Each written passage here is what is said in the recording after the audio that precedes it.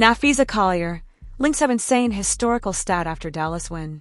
Napheesa Collier and the Minnesota Lynx are on an absolute tear to start the 2025 WNBA season, and they just etched their names into the history books. With a dominant 81-65 win over the Dallas Wings, the Lynx extended their unbeaten streak to 9-0, tying the fourth longest season-opening win streak in WNBA history. It's a statement start for a team that fell just short in the 2024 WNBA Finals and is now clearly on a mission for redemption. Collier has been the undisputed engine behind Minnesota's success. The star forward is averaging 25.1 points, 8.7 rebounds, and 2.1 steals per game this season, all team highs, and she was spectacular once again against Dallas. Collier filled the stat sheet with 28 points, 10 rebounds, 4 assists, 4 steals, and 3 blocks in the win, showcasing her dominance on both ends of the floor. Clark is the WNBA's biggest star, but Napheesa Collier is the best player. The second-year player from Iowa will have plenty of time to create some buzz for her own MVP candidacy, but it's hard to see anyone seriously challenging Napheesa Collier for the award right now. The Lynx star has been flat-out dominant. She's leading the WNBA with 25.1 ppg in addition to ranking second in steals, 2.1, 7th in rebounds, 8.7, 9th in blocks, 1.1, and 21st in assists, 3.40. Collier has been incredibly efficient offensively, too. She leads the league in free throw percentage, 90.4, and is one of just 2 WNBA players shooting better than 50% from the field, 52.5, 40% from three-point range, 40.9, and 90% at the foul line. Clark might get the headlines, but Collier is the best women's basketball player in the world at the moment, something she reinforced on Sunday with 28 points, 10 rebounds, 4 assists, 3 blocks, 4 steals, and 3 three-pointers in an 81-65 win for the Lynx over the Dallas Wings. Parity is alive and well in the WNBA. New York and Minnesota, last season's finalists, have been the 2 dominant teams in the league this season. Courtney Williams intensely defends Napheesa Collier amid rising hate during MVP-level surge. Explain to me what she has done. On Saturday, Minnesota Lynx guard Courtney Williams defended teammate Napheesa Collier amid rising hate for her MVP-level performances. The forward has been one of the best performers this season and leads the league in scoring. Her performances have been key in helping the Lynx maintain their unbeaten record so far. In a video posted on X, formerly Twitter, Williams was seen passionately defending her teammate amid ongoing criticism. The MVP front-run. Like, people find a reason to try and hate on Bron.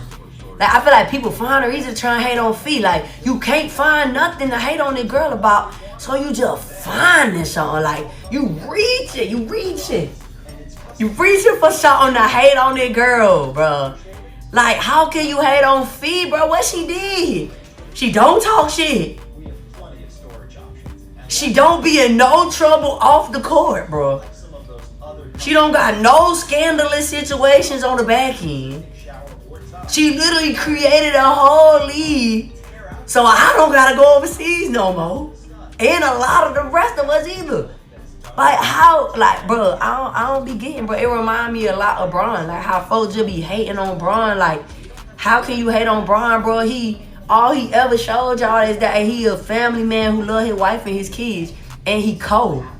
I feel like it's the same with Fee, bro. Like, damn, I don't be understanding the Fee hate train, bro. Or, I ain't even gonna say the hate train. Just the Fee hate in general. Like, what is y'all hating on Fee for, bro? Like, what reason? Like, I be wanting to ask people that be like, anybody that ever talk shit about Fee, bro, I just be wanting to say, like, why, bro? Like, what has she done, bro?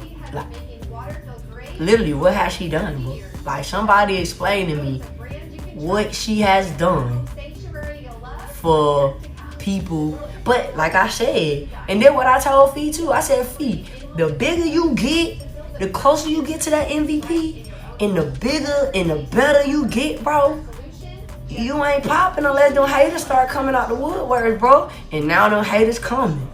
And I told him, you know what that mean, gang? That mean you doing something right. When folks just hating on you for no reason, you can't even understand why they hating on you, bro. that mean goddamn you arriving. You arriving for sure. 26 on 90, 50, and 40, bro? Are y'all basketball lovers, bro? This shit is unheard of, bro. Unheard of, bro. Do y'all love basketball, bro? Do y'all watch basketball? Do y'all like good basketball, bro? Straight up. Cause I ain't no hater. Straight up.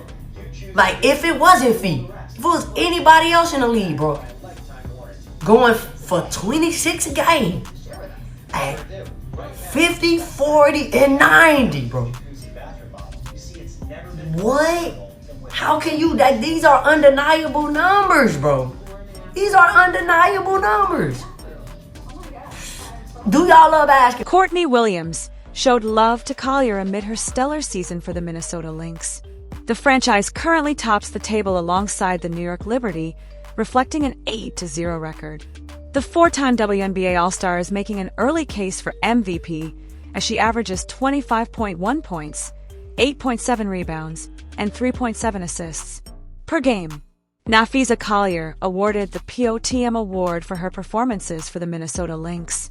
With the 2025 WNBA season entering its second month, the league awarded its Player of the Month awards for May on June 4th. In the Eastern Conference, Allisha Gray was awarded the honor for her exemplary performance, while Napheesa Collier bagged the accolade in the West. The league announced the winners on X, formerly Twitter, sharing a graphic of Collier and Gray. The Lynx forward received the award for leading her team in the West as they continue their unbeaten streak. Napheesa Collier recorded 26.8 points, 7.8 rebounds, and 3.0 assists per game in May, while her team mustered a 6-0 record. Napheesa Collier is putting up numbers. She becomes the first Lynx player to score 200-plus PTS in the first 8 games since Maya Moore in 2014. WNBA players with multiple 30-point games in the first 3 weeks: Aja Wilson, Napheesa Collier. I just think it's just from being the hunted to the hunter. I mean, the hunter, the hunter, I know not the what you mean. hunters no Yeah. more. Yeah, we talked about that a little bit. How do you think we've adjusted?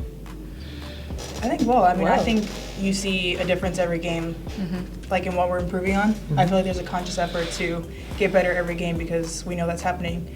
But even outside of that, I think we do a really good job of focusing on ourselves and like what we want to do to get better to be a good team, no matter what everyone else is thinking. Just 5 straight double doubles now, kind of filling the stat sheet. I mean, you talk about taking over the game when it needed to be taken over. Is that a conscious thing on your part, or is it just kind of what you do now? I feel like it's both. I mean, like Coach said, my teammates put me in really great positions. I think Cheryl does a really great job of knowing where people should get the ball to be efficient and effective. And our team, especially in our second year together, has really recognized that as well. So, I think almost all my baskets, if not all of them, were assisted by my teammates. Like, I am not the player I am without them. And so I think it really comes down to like recognition of all of us about where are good shots for people. We'll go to Aya on Zoom. Hey guys, it's good to see you. So it's a little bit unrelated to the game, but Satu Sabali recently said that the Mercury playing 9 games in 18 days was too much. I know every team has tough stretches like that and back-to-backs. What has your experience with your team's schedule has been so far this season, and do you think it's too compressed? You know? You can. I'm glad you brought that up because I was going to talk about kind of the CBA too.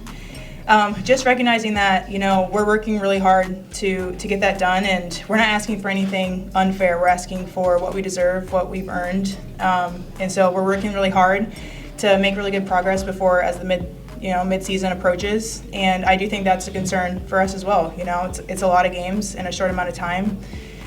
So that is something we're looking at, but I just wanted to get that out there and keep that story relevant, that the CBA is really important. We're working really hard to get that done, and we're hoping the league reciprocates that energy. It's good to see you guys. Thank you. Jennifer on Zoom. Jennifer Porty from Let's Talk Women in Basketball. Congrats on the win, and congrats, Napheesa, on your 51st career double-double. My question is, what's something behind the scenes that fans don't see that's helping this team grow stronger game after game? You don't see it, but we talk about it a lot. Just the chemistry that we have and the love for each other that we have is so genuine. And it goes back to wanting to put people in places to be successful, because not only does it make our team run well, but we want that for each other genuinely. We want each other to be successful. We really, Coach says this, don't have the disease of me or I. We really want to win as a collective, and I think you see that every single game. Almost all of our baskets are assisted, and you don't do that. That doesn't happen on selfish teams. And so it's really fun to be a part of a team that plays like that. Kent, again?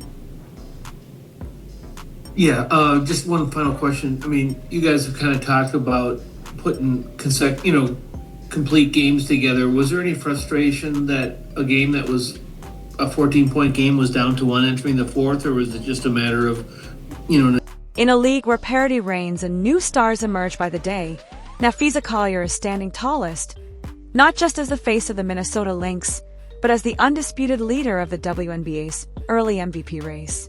Her all-around brilliance and unwavering consistency have powered the Lynx to a historic 9-0 start, placing them firmly in championship contention once again. While Caitlin Clark may dominate the spotlight, it's Collier who is dominating the game, and if she keeps this pace, history won't just remember the Lynx's start. It'll remember Napheesa Collier's season as one of the greatest ever. Get down in the comment box. Tell us what you're thinking about this. Don't forget like and subscribe for daily updates.